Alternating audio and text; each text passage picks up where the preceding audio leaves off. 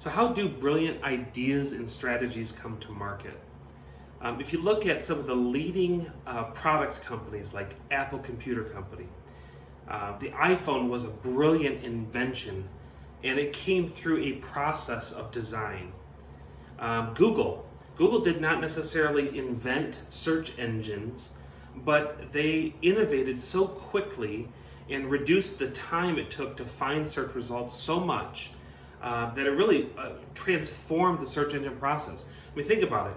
Do you ever say, hey, go dogpile that, go Yahoo that? No, you don't. You don't even say go Bing that, unless you're trying to offend somebody. What you say is, let's go Google that, because Google now owns that market. W.L. Gore is another company, Gore-Tex, waterproof liners in different clothing and boots and shoes and so on. So these product companies, there is a system that they take, an innovation process that they go through to take a concept and idea all the way to market. And a temptation that I have faced as an entrepreneur and as an innovator is listening to a particular project or need only long enough to say, here's how we're going to solve that. This discipline and this process for me helps me to pump the brakes a little bit and to ask the right questions so that I be sure that we're solving the right thing. So let me walk you through that process. So let's say that you have an idea that you want to see come to bear. Okay? There's 6 steps in the innovation process. The very first step is observation. When Steve Jobs set out to create the iPod, he didn't just sit down with computer equipment and start working out audio devices. What he did was he sat on the campus, I believe, of Harvard University with a cassette tape, a Sony Walkman, and he was just watching and observing culture. How were students interacting? Were they carrying CD Discman and Walkmans and they were listening through headphones? He was just observing, first and foremost, making observations of the culture. This is really tough for me to do as a rapid innovator. Like, I want to rush in with a solution and solve it and move on to the next one. But if we don't take the time to pause first and observe what's actually taking place, it's possible that we could be missing it.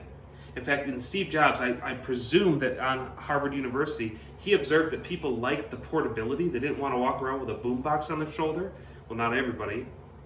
And so he saw them carrying a device clipped to their belts that helped them bring music portably, but they were limited to only 6 or 12 or at most maybe 15 tracks. But he saw a vision for more, and that was the genesis of the iPod. So, observation first and foremost. There's no filtering here, we're just collecting data.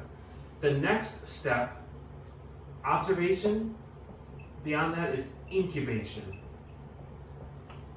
The temptation is to say, oh, I observed that people are walking around with a Sony Discman on their belt, so let's go create an iPod. Don't rush there. Sit with that first observation for some time. Let it simmer. Think about it. Observation, incubation. The next is solution. And the solution could be multiple ideas, multiple decisions, multiple ideas or solutions to solve that.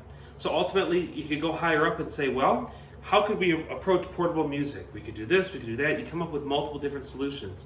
I thought I read in that Steve Jobs analogy that he came up with 100 options for the very first iPod. The Apple computer team came up with 100 options for the very first iPod. So then, after you've got a bunch of solutions, a bunch of available solutions, the temptation is to rush to only one solution. And you know what?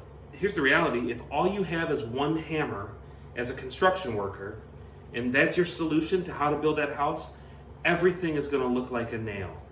If all you have is a hammer, everything will look like a nail. So you'll be walking around with things that should be screwed or glued, and you'll just be pounding on them. Does it work? Maybe, but is it the right solution for the actual need? Maybe, maybe not. So, observation, step 1. Step 2, incubation. Step 3, solution gathering. Step number 4 is a decision.